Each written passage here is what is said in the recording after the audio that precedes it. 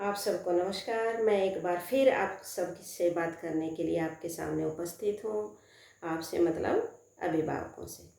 आजकल हम सबको एक बात जो सबसे ज़्यादा अखरती है वह है बच्चों की भाषा, और इसके लिए हम उसको डांटते या टोकते भी हैं। किंतु बच्चे ने ये भाषा सीखी कहाँ से? तो इस पर बहुत सारे अभिभावकों का जवाब होता है कि पता नहीं कहाँ से सीखता है, हम तो नहीं सिखाते। लेकिन बच्चा बहुत सारी बातें ऐसी भी सीखता है जो हम उसे नहीं सिखाना चाहते, लेकिन अनजाने में हम सिखा देते हैं। तो बच्चा वही उन्हीं शब्दों का प्रयोग करता है जिनको प्रयोग करते हुए वह हमें घर में या पास पड़ोस में देखता है। हम उन्हें नहीं सिखाना चाहते, लेकिन बच्चे ने सुन लिया और इसका मतलब उसने सीख लिया शब्दों का प्रयोग करना। तो कहीं न कहीं अनजाने में ऐसे ही उन शब्दों का पुल हम ही उनके कानों तक बनाते हैं। अतः ज़रूरी है कि बच्चे के सामने अगर हम किसी थर्ड पर्सन से भी बात कर रहे हैं तो शब्दों का इस्तेमाल सोच समझ कर करें। शब्द बहुत ताकतवर होते हैं, बहुत ज़्यादा ताकतवर, जिनकी हम कल्पना भी नहीं कर सकते।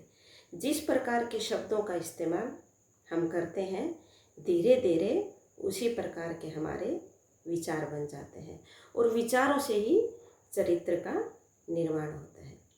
कहने का मतलब ये है कि जैसे हमारे शब्द होंगे वैसे ही हमारे विचार होंगे, और उसी प्रकार का हमारा चरित्र होगा।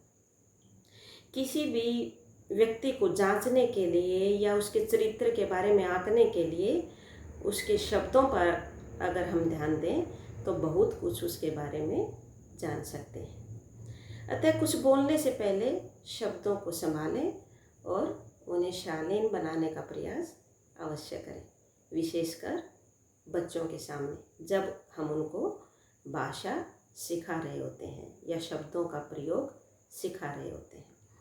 देखने पर शब्द एक टेढ़ी मेढ़ी लाइन से बना चित्र या सुनने पर एक ध्वनि मात्र प्रतीत होता है, किंतु उस टेढ़ी मेढ़ी लाइन से बना चित्र और उससे उभरी ध्वनि हमारे मस्तिष्क में एक प्रतिबिंब बनाती है। जिस प्रकार के शब्दों का हम उच्चारण करेंगे वैसा ही चित्र हमारे दिमाग में उभरेगा, और कई बार हम उसको अनसुना या अनदेखा करके गुस्से में या ताव में आगे बढ़ जाते हैं, लेकिन फिर भी वह अपनी छाप तो हमारे मस्तिष्क पर छोड़ता ही है। इसके लिए आप चाहें तो शब्दों को बोलकर देख सकते हैं। मैं कुछ शब्दों का उच्चारण आपके सामने करती हूँ। डाकू, राजा, बगीचा, शमशान, आसमान, चांद, तारे, समुद्र, पृथ्वी, पेड़, पौधे, फूल। हर शब्द एक चित्र है, हर शब्द एक चित्र है। किसी भी बच्चे को एक प्रकार के शब्दों से काट दीजिए, वह पूरी कल्चर से कट जाएगा। हमारे पास बच्चों को धरोहर के रूप में देने के लिए अच्छे शब्दों से बढ़कर कोई भी पूंजी नहीं है।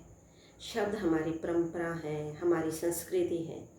ये हमारे साथ तब से हैं जब हम पढ़ना लिखना तक नहीं जानते थे, और आज भी ढेर सारा ज्ञान, बहुत सा ऐसा खजाना है जो अलिखित है, कभी लिखा ही नहीं गया, और पीढ़ी दर पीढ़ी हम उसे अपने बच्चों को सौंपते आ रहे हैं। तो सबसे बड़ी पूंजी है अच्छे शब्द, वही अपने बच्चे को देने का प्रयास कीजिए। अच्छा, नमस्कार। इसी के साथ एक बार फिर चलती हूँ, फिर मिलेंगे एक नए टॉपिक के साथ। बहुत बहुत धन्यवाद।